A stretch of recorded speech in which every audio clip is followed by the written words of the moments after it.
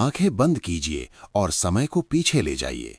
प्राचीन यूनान की गलियों में एक साधारण व्यक्ति चलता है, पर उसके प्रश्न असाधारण हैं। वही व्यक्ति है सुकरात। ये कहानी सिर्फ उसके जीवन की नहीं, बल्कि आपकी उस सच्चाई की है जो आपके भीतर छुपी है और जागने का इंतजार कर रही है। चलिए वीडियो की शुरुआत करते हैं। चैनल को सब्सक्राइब जरूर करें। सुकरात की दर्शन यात्रा। अपनी आंखें कुछ पल के लिए बंद कर लीजिए और कल्पना कीजिए कि समय का पर्दा धीरे धीरे खिसक रहा है। इतिहास के पन्ने खुल रहे हैं और आप 2500 वर्ष पीछे प्राचीन यूनान की धरती पर पहुंच रहे हैं। सामने एथेंस का नगर है। चौड़ी पत्थरों वाली सड़कें, खुले बाजार, दार्शनिकों के समूह, सैनिकों की आवाजाही, युवाओं की भीड़, और उसी भीड़ के बीच खड़ा है एक व्यक्ति, साधारण सा, सादा वस्त्र, नंगे पांव, चेहरा झुर्रियों से भरा, पर आंखों में ऐसी चमक मानो किसी गहरे रहस्य की चाबी वहीं छुपी हो। उसका नाम है सुकरात। पर ठहरिए, ये कथा केवल एक व्यक्ति की नहीं, यह आपके भीतर सोए हुए प्रश्नों की कथा है। यह आपके विश्वासों, आपके अहंकार और आपकी नींद में सोई हुई बुद्धि को जगाने की यात्रा है। जो कुछ आप अपने बारे में समझते हैं, इस यात्रा के बाद शायद वैसा ना रहे। सुकरात बोलता नहीं, वो झकझोरता है। वो सिखाता नहीं, वो सोचने पर मजबूर कर देता है। वो उत्तर नहीं देता, वो प्रश्न देता है। उसके चारों ओर युवकों के समूह जमा हैं। वृद्ध उससे असहमत हैं, राजनेता उससे डरते हैं, और फिर भी पूरा नगर उसका नाम जानता है। क्यों? क्योंकि उसने लोगों की सुविधा का सत्य तोड़ दिया। उसने वो सबसे कठिन काम किया जो मानव कर सकता है। उसने अपने समाज से पूछा, जो तुम मानते हो, क्या वो वास्तव में सत्य है? उसकी यही आदत उसे महज व्यक्ति से दर्शन का प्रतीक बना देती है। रात ढल रही है, दीपक जल रहे हैं, और एथेंस के आंगनों में धीमी हवा बह रही है। सुकरात अपने शिष्यों के बीच बैठा है, किसी गुरु की तरह नहीं, बल्कि किसी निकट मित्र की तरह। वो मंच पर नहीं, लोगों के बीच बैठता है। वो ऊंचे आसन पर नहीं, जमीन पर संवाद करता है। उसके सामने कोई ग्रंथ नहीं, कोई नोट नहीं, कोई स्वर्ण मुकुट नहीं। उसके पास बस प्रश्न है, और फिर वो धीरे से कहता है, सबसे बड़ा ज्ञान ये जानना है कि हम कुछ नहीं जानते। ये वाक्य सुनते ही जैसे वर्षों से बंधा हुआ गर्व बिखरने लगता है। जो मनुष्य अपने ज्ञान पर घमंड करता था, अचानक उसे आभास होता है कि उसकी समझ का आकाश उतना विशाल नहीं जितना वो सोचता था। हम सब अपने जीवन में कितनी तेजी से भागते हैं, धन, पद, सम्मान, प्रशंसा, तुलना और प्रतियोगिता के पीछे। पर कितनी बार हमने स्वयं से पूछा है, मैं जो कर रहा हूं, क्यों कर रहा हूं? मैं कौन हूं? मेरी असली इच्छा क्या है? सुकरात कहता है, लोग जीना जानते हैं, पर जीवन को समझना नहीं चाहते। बिना विचार के जीवन एक भीड़ बन जाता है, और जब मनुष्य स्वयं को देखने लगता है, तभी उसका वास्तविक जन्म होता है। वो कहता है, अविचारित जीवन जीने योग्य ही नहीं। कितना भारी वाक्य है ये, जैसे किसी ने आत्मा के द्वार पर दस्तक दी हो। सुकरात नगर के बाजार में घूमता है। कोई कहता है, मैं बुद्धिमान हूं।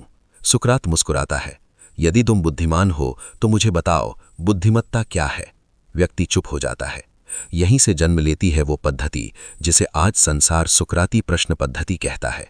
प्रश्न पर प्रश्न, परत दर परत, जब तक वास्तविक सत्य प्रकट ना हो जाए। वो सामने वाले को पराजित नहीं करता, वो उसके मन के अंधकार में दीपक जला देता है। वो किसी पर विचार आरोपित नहीं करता, बल्कि उसकी अपनी सोच को उसकी आंखों के सामने रख देता है, बिना आभूषण, बिना सजावट, बिना दिखावे के। वो कहता है, हम सत्य नहीं खोजते, हम सुविधा का सत्य चुनते हैं। हम वही मान लेते हैं जिससे हमारा अहम सुरक्षित रहे, जिससे हमारे विश्वास टूटे नहीं, जिससे हमें बदलना ना पड़े। इसीलिए हम कहते हैं, मैं सही हूं, दूसरे गलत हैं। सुकरात इसी आत्मरक्षा कवच को तोड़ता है। वो मनुष्य के विचारों को निर्वस्त्र कर देता है, उन्हें स्वयं के सामने खड़ा कर देता है। उसका दर्शन पुस्तकों का खेल नहीं, जीते जागते जीवन का प्रश्न है। अब कल्पना कीजिए न्यायालय का दृश्य। भीड़ जुटी है, सुकरात पर आरोप लगाया गया है।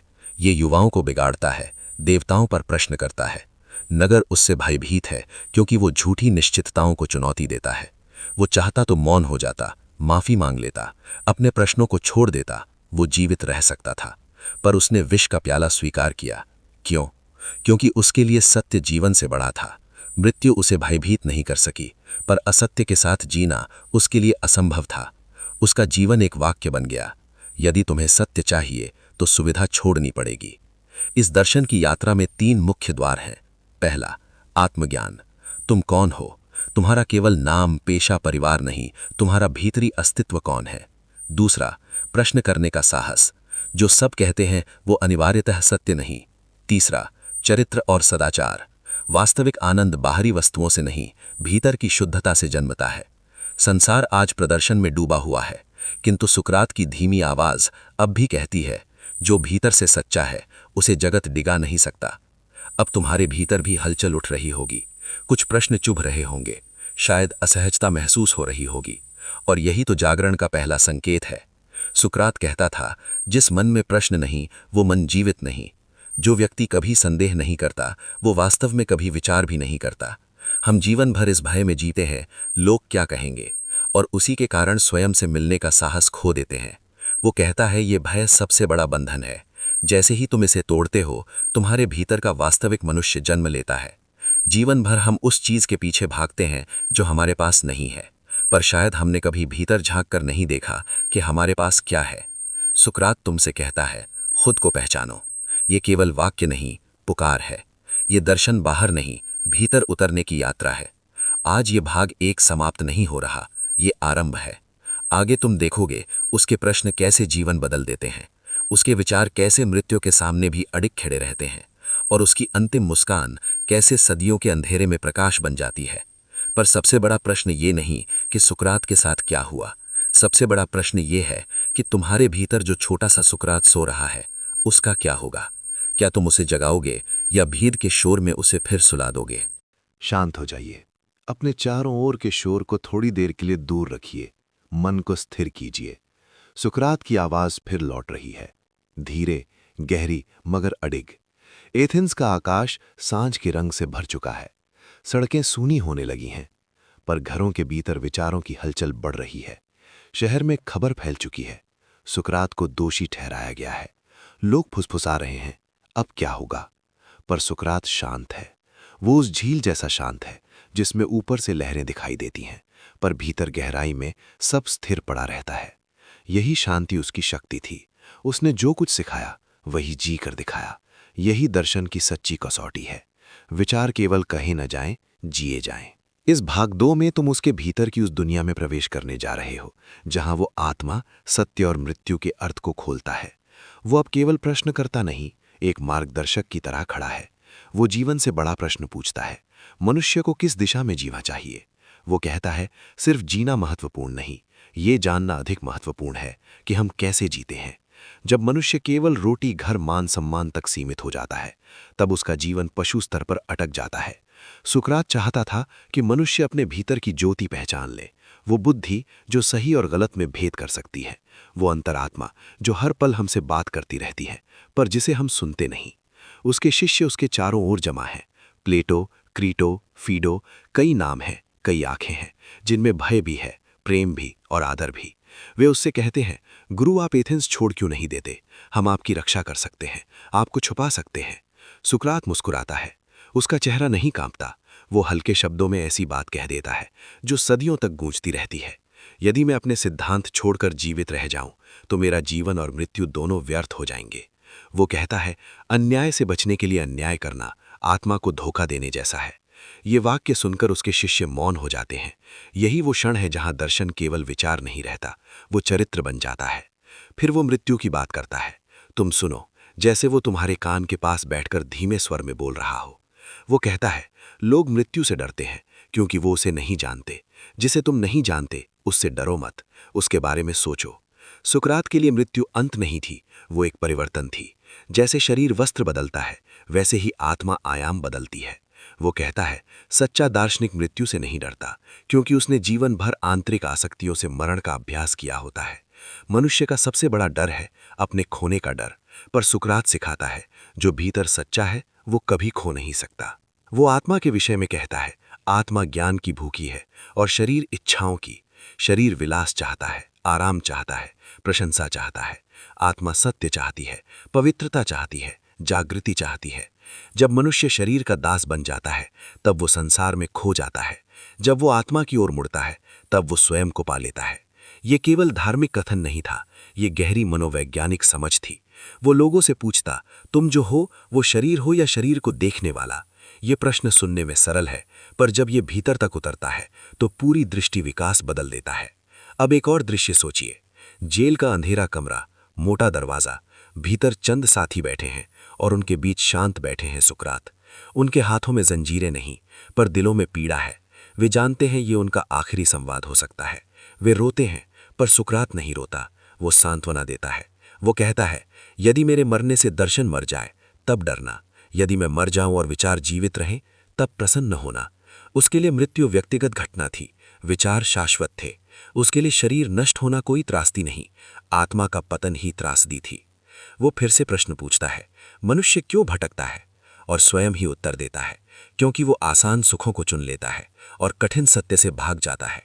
हम अपने मन को खिलौनों से बहलाते रहते हैं, मनोरंजन, दिखावा, दूसरों की प्रशंसा, त्वरित संतुष्टि, पर यही सब धीरे धीरे हमारी भीतर की आवाज को दबा देता है। सुकरात का कहना था, मनुष्य का वास्तविक शत्रु कोई बाहरी व्यक्ति नहीं, स्वयं का अज्ञान है। वो सिखाता है, अपने भीतर के अंधेरे को पहचानो, तभी तुम प्रकाश की ओर बढ़ सकते हो। उसकी पूरी शिक्षा 3 स्तंभों पर टिकी थी। प्रश्न करो, आत्मा को शुद्ध करो, सत्य के लिए खड़े रहो। वो बार बार कहता, मैं किसी को ज्ञान नहीं देता, मैं केवल उन्हें सोचने पर विवश करता हूं। उसका मत था, ज्ञान बाहर से नहीं, भीतर से जागता है। गुरु केवल सहायक है, सच्चा शिक्षक व्यक्ति की आत्मा भीतर बैठा है। जब भी कोई उसके पास आता और कहता, मुझे सिखाओ, वो कहता, पहले मुझे बताओ तुम क्या जानते हो। फिर वही सुकराती प्रश्न प्रारंभ हो जाते। वो परत दर परत अहंकार को खंगालता और अंत में व्यक्ति स्वयं मान लेता, हाँ, मैं जितना समझ रहा था उतना नहीं जानता। यही विनम्रता ज्ञान का द्वार थी। अब यहां इस ऑडियो बुक की श्रोता के रूप में तुमसे भी यही प्रश्न है, क्या तुम वास्तव में जानते हो कि तुम क्या चाहते हो? क्या तुम अपनी इच्छाओं के स्वामी हो या इच्छाएं तुम्हें चला रही हैं? तुम जो मानते हो, क्या वो तुम्हारी सोच है या समाज ने रखा हुआ बोझ है? सुकरात कहता, भीड़ सदा सही नहीं होती, बहुमत की राय सत्य की गारंटी नहीं। कभी कभी एक अकेला व्यक्ति पूरी भीड़ से अधिक सत्य के निकट होता है, और यही कारण था कि वो सत्ता को खटकता था। वो युवाओं के भीतर सोचने की आग जला देता था। सत्ता को ऐसे युवाओं से डर लगता है जो अंधी आज्ञाकारिता नहीं, तर्क चाहते हैं। इसलिए उस पर आरोप लगाया गया कि वो युवाओं को बिगाड़ता है। वास्तव में वो उन्हें जगा रहा था, पर जागा हुआ युवा प्रश्न करता है, और प्रश्न सत्ता के लिए असुविधाजनक होते हैं। फिर आता है वो निर्णायक क्षण, जेल के अंधेरे कमरे में। अंतिम बयान में सबकी नजरें उस पर टिकी हैं। कुछ चाहते हैं वो झुके, कुछ चाहते हैं वो टूटे, और कुछ उसकी दृढ़ता से प्रेरित है। सुकरात निर्भीक होकर कहता है, यदि आज मुझे चुप कराने के लिए मृत्यु दी जाएगी तो जान लो, सत्य को चुप नहीं कराया जा सकता। वो कहता है, मेरा अपराध ये नहीं कि मैंने युवाओं को बिगाड़ा, मेरा अपराध ये है कि मैंने उन्हें सोचने पर मजबूर किया। न्यायालय मौन हो जाता है। उस पल उसकी आवाज किसी व्यक्ति की नहीं, मानवता के इतिहास की आवाज बन जाती है। अब हम मृत्यु के क्षण की ओर बढ़ते हैं। वो दृश्य जितना दर्दनाक है उतना ही महान भी। उस दिन आकाश साफ है, मित्र उसके पास बैठे हैं, कोई रो रहा है, कोई हाथ पकड़कर बैठा है, लेकिन सुकरात के चेहरे पर अजीब सी सुकून भरी मुस्कान है। उसे पता है शरीर समाप्त होगा, पर विचार नहीं। वो विष का प्याला हाथ में लेता है। कोई कहता है, गुरु आखिरी इच्छा? वो उत्तर देता है, हाँ, अपने भीतर के सत्य को कभी मत मारना। फिर वो धीरे धीरे घूंट पीता है। उसके पैर ठंडे होने लगते हैं, पर चेहरा अब भी शांत है। ये दृश्य केवल मृत्यु का नहीं, ये चरित्र की विजय का दृश्य है। और अब इस लंबी यात्रा के इस पड़ाव पर तुमसे एक प्रश्न, यदि तुम्हें सुविधा और सत्य में से चुनना पड़े, तुम क्या चुनोगे? यदि पूरी दुनिया गलत दिशा में जा रही हो, क्या तुम अकेले सही दिशा में चल सकोगे? सुकरात चाहता था कि हर मनुष्य अपने भीतर के साहस से मिले। वो कहता था, सदाचार सीखा नहीं जाता, उसे जिया जाता है। अच्छे कर्म उपदेश से नहीं आते, वे तब आते हैं जब मन शुद्ध होता है। इसलिए वो आत्मा की शुद्धि पर बल देता है। वो कहता है, मनुष्य का वास्तविक लक्ष्य बाहरी सफलता नहीं, आंतरिक उत्कृष्टता है। जो व्यक्ति भीतर से सुंदर है, दुनिया उसे कुरूप कह दे, तब भी वो नहीं टूटता। इस भाग 2 का सार ये नहीं कि सुकरात के साथ क्या हुआ, इसका सार ये है कि उसने तुम्हें कौन सी दिशा दिखाई। उसने तुम्हें अपने दर्पण के सामने खड़ा किया। उसने तुम्हें बताया, तुम्हारी सबसे बड़ी यात्रा बाहर की नहीं, भीतर की है। तुम्हें पहाड़ नहीं जीतने, तुमको स्वयं को जीतना है। तुम्हारा सबसे बड़ा शत्रु बाहर नहीं, तुम्हारी अपनी जड़ता है। सोचने से डर, बदलने से डर, अकेले खड़े होने से डर। अब जब ये भाग समाप्ति की ओर बढ़ रहा है, तो मन में हलचल स्वाभाविक है। हो सकता है तुम अपने जीवन के फैसलों पर फिर से सोचना चाहो। हो सकता है कुछ मान्यताएं टूटती हुई लगें। ये टूटना ही पुनर्जन्म का प्रथम चरण है। यही सुकरात की वास्तविक विरासत है। वो तुम्हें सोचने पर मजबूर कर देता है। और अब एक अंतिम वाक्य, जैसे कोई धीमी फुसफुसाहट। तुम्हारे भीतर भी एक प्रश्न करता रहता है, उसे मत दबाओ, वही तुम्हें स्वयं तक ले जाएगा। अब शांत हो जाइए। इस बार मौन और भी गहरा होने वाला है। समय जैसे अपनी गति धीमी कर चुका है। मृत्यु का दृश्य बीत चुका है और फिर भी सुकरात की आवाज कहीं नहीं गई। उसका शरीर मिट्टी में मिला, पर उसके वाक्य हवा में नहीं बिखरे, वे मनुष्य के हृदय पर अंकित हो गए। ये भाग मृत्यु के बाद की कहानी नहीं, बल्कि उस जीवित दर्शन की कहानी है जो उसके मरने के बाद शुरू हुआ। तुम महसूस करोगे कि उसका अंत वास्तव में शुरुआत थी। उसने जो जहर का प्याला पिया वो किसी व्यक्ति का अंत नहीं, अज्ञान के विरुद्ध मानव की विजय का प्रतीक बन गया। सुकरात अब नहीं है, पर एथेंस के गलियारों में उसका नाम एक फुसफुसाहट की तरह चलता है। लोग उसके अंतिम शब्दों को याद करते हैं। उसके शिष्य बिखर जाते हैं, पर बिखरना केवल बाहर होता है, भीतर वे एकजुट होते हैं। प्लेटो उन बातों को लिखता है जो उसने मन से नहीं, आत्मा से सुनी थी। दर्शन अब किताबों में उतरने लगता है, पर वो किताबों में कैद नहीं होता, वो विचार बनकर युगों में फैल जाता है। यही वो पल है जहां व्यक्ति किंवदंती बन जाता है और किंवदंती दर्शन बन जाती है। अब इस अंतिम भाग में हम सबसे कठिन प्रश्नों का सामना करते हैं। मनुष्य का उद्देश्य क्या है? सत्य के लिए जीना वास्तव में कैसा महसूस होता है? क्या आत्मा वास्तव में अमर है या ये केवल एक सांत्वना है? और सबसे बड़ा, स्वयं को जानने के बाद मनुष्य क्या कर लेता है? सुकरात कहता था, मैं लोगों को उत्तर नहीं देता, मैं उन्हें स्वयं तक पहुंचा देता हूं। इस भाग 3 में तुम अपने भीतर उस स्थान तक पहुंचने वाले हो जहां शब्द समाप्त हो जाते हैं और अनुभव बोलने लगता है। उसका दर्शन मूल रूप से 3 वाक्यों में सिमट सकता है, पर वो 3 वाक्य पूरे जीवन से भी अधिक गहरे हैं। स्वयं को जानो। अविचारित जीवन जीने योग्य नहीं। सत्य के लिए जीना ही मनुष्य का वास्तविक कर्तव्य है।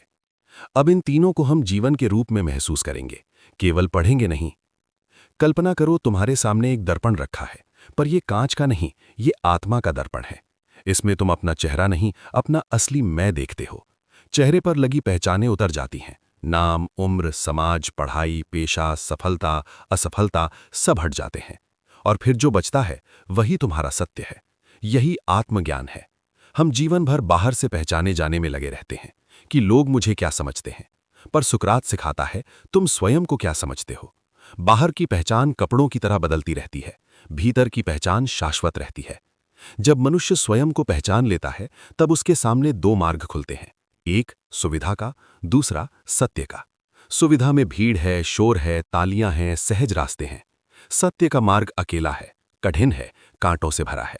सुकरात ने दूसरा मार्ग चुना और इसी के कारण वो अमर हो गया। सुविधा का मार्ग आदमी को महत्वपूर्ण दिखा देता है, सत्य का मार्ग उसे वास्तविक बना देता है। यही कारण है कि उसके लिए मृत्यु कोई हार नहीं थी, ये उसकी अंतिम जीत थी। अब हम उसके विचारों की सबसे गहरी परत में उतरते हैं, नैतिकता, सदाचार। वो कहता था, बुरा मनुष्य किसी दूसरे का नहीं, स्वयं का विनाश करता है। दुष्टता बाहरी दंड से नहीं, भीतर के टूटने से जन्म लेती है। जब व्यक्ति अपने अंतरात्मा के विरुद्ध जाता है तब उसके भीतर एक दरार पैदा होती है। धीरे धीरे वही दरार उसके पूरे जीवन को निगल लेती है। इसलिए सुकरात कहता है, अन्याय करना अन्याय सहने से भी बड़ा पाप है, क्योंकि अन्याय सहने से शरीर दुखी होता है, अन्याय करने से आत्मा घायल होती है। वो ये भी कहता है, ज्ञान और सदाचार अलग नहीं है। यदि तुम सचमुच जानते हो कि क्या सही है तो तुम गलत कर ही नहीं सकते। हम गलत इसलिए करते हैं क्योंकि हम सही को जानते नहीं, केवल सुनते हैं। इस जगह उसका दर्शन गहरे मनोविज्ञान में बदल जाता है। वो कहता है, बुरा व्यक्ति बुरा इसलिए है क्योंकि वो भ्रमित है। यहां वो नफरत नहीं सिखाता, बल्कि समझ सिखाता है। वो ये नहीं कहता कि अपराधी को केवल दंड दो, वो कहता है, पहले उसके अज्ञान को समझो। ये विचार आज के समय में भी उतना ही तेज है जितना तब था। अब मृत्यु के पार के प्रश्न पर आते हैं। उसने स्वयं को, अपने शिष्यों को और पूरी दुनिया को ये सिखाया, मृत्यु से मत डरो, बिना अर्थ के जीवन से डरो। हमारी सबसे बड़ी समस्या मृत्यु नहीं है, हमारी सबसे बड़ी समस्या ये है कि हम जीवित रहकर भी वास्तव में जीते नहीं। हम दौड़ते हैं, हम कमाते हैं, हम दिखाते हैं, हम तुलना करते हैं, लेकिन हम बहुत कम सोचते हैं और उससे भी कम स्वयं से मिलते हैं। सुकरात का कहना था, जो व्यक्ति स्वयं से नहीं मिलता उसका जीवन नींद में बीता हुआ स्वप्न बन जाता है। और अब इस ऑडियो बुक के श्रोता के रूप में वास्तविक प्रश्न तुम्हारे सामने है। क्या तुम अभी जाग रहे हो, या तुम भीड़ के साथ बह रहे हो और तुम्हें लगता है कि यही जीवन है? वो कहता था, भीड़ के साथ खड़े होकर गलत होना आसान है, अकेले खड़े होकर सही होना कठिन है। ये कथन पूरी मानवता पर लागू होता है। इतिहास के हर मोड़ पर जो व्यक्ति सत्य के साथ खड़ा हुआ वो पहले अकेला पड़ा। समाज उसे पागल कहता है, सनकी कहता है, विद्रोही कहता है, पर समय बीतने के बाद वही समाज उसे महापुरुष कहता है। सुकरात भी यही उदाहरण है, जिसने अपने समय में दंड पाया और बाद के समय में आदर्श बन गया। अब हम इस दर्शन को तुम्हारे वर्तमान जीवन से जोड़ते हैं। जब तुम कोई निर्णय लेते हो तो क्या तुम सोचते हो कि ये निर्णय भीड़ को खुश करने के लिए है या स्वयं को सच्चा रखने के लिए? जब तुम गलती करते हो तो क्या तुम केवल पकड़े जाने से डरते हो या भीतर से टूट जाने से? जब तुम सफलता चाहते हो तो क्या तुम चाहते हो कि लोग तुम्हें सफल कहें या तुम स्वयं महसूस करो कि तुमने सही किया? सुकरात कहता है, वास्तविक सफलता आत्मा की शांति है। यदि तुम्हारे पास सब कुछ है पर भीतर अशांति है तो तुम सफल नहीं हुए। यदि तुम्हारे पास थोड़ा है पर तुम्हारे भीतर स्थिरता है तो तुम्हारा जीवन सार्थक है। अब इस अंतिम भाग के अंतिम चरण में वो सबसे बड़ा दार्शनिक प्रश्न उठाता है, सत्य क्या है? वो कहता है, सत्य कोई वस्तु नहीं जो बाजार में मिल जाए। सत्य कोई वाक्य नहीं जो किताब में लिख दिया जाए। सत्य अनुभव है, स्वयं के भीतर का जागरण। जब तुम्हारा मन भ्रम से बाहर निकल आता है, जब तुम्हारी आंखें बिना डर और बिना लोभ के देखने लगती हैं, तब जो दिखाई देता है वही सत्य है। इसलिए वो बार बार कहता रहा, मैं सिखाता नहीं, मैं जगाता हूं। जागरण ही दर्शन का उद्देश्य है। अब हम अंत के सबसे सुंदर बिंदु पर आते हैं। सुकरात जीवित नहीं, फिर भी जीवित है। वो शरीर में नहीं, विचार में है। वो समय का नहीं, अनंत का हो चुका है। और अब ये प्रश्न केवल उसके बारे में नहीं, तुम्हारे बारे में है। क्या तुम अपने भीतर के प्रश्नकर्ता को जगाओगे? क्या तुम सुविधा छोड़कर सत्य की ओर बढ़ सकोगे? क्या तुम भीड़ में खोए रहोगे या स्वयं तक पहुंचने का साहस करोगे? यदि इन प्रश्नों ने तुम्हें भीतर से छुआ है, यदि तुम्हें लगा कि कुछ टूट रहा है और कुछ नया बन रहा है, तो सुकरात का दर्शन तुम तक पहुंच चुका है। और अब इस संपूर्ण यात्रा का निष्कर्ष एक ही पंक्ति में समा सकता है। मनुष्य का सबसे बड़ा कार्य स्वयं को जानना और सत्य के साथ जीना है। बाकी सब केवल शोर है। धीरे से आंखें खोलो। तुम एथेंस से वापस लौट चुके हो, पर सुकरात तुम्हारे भीतर रह गया है। कल्पना कीजिए, रात बहुत शांत है। आकाश में तारे ठहरे हुए से लगते हैं। एथेंस जैसे ठहर गया हो। एक छोटा सा कक्ष, पत्थर की दीवारें, मंद दीपक की लौ, और बीच में बैठा है वो व्यक्ति जिसकी आवाज सदियों तक गूंजने वाली है। उसके चारों ओर उसके प्रिय शिष्य हैं, प्लेटो, क्रीटो, अपोलोडोरस और कई अन्य।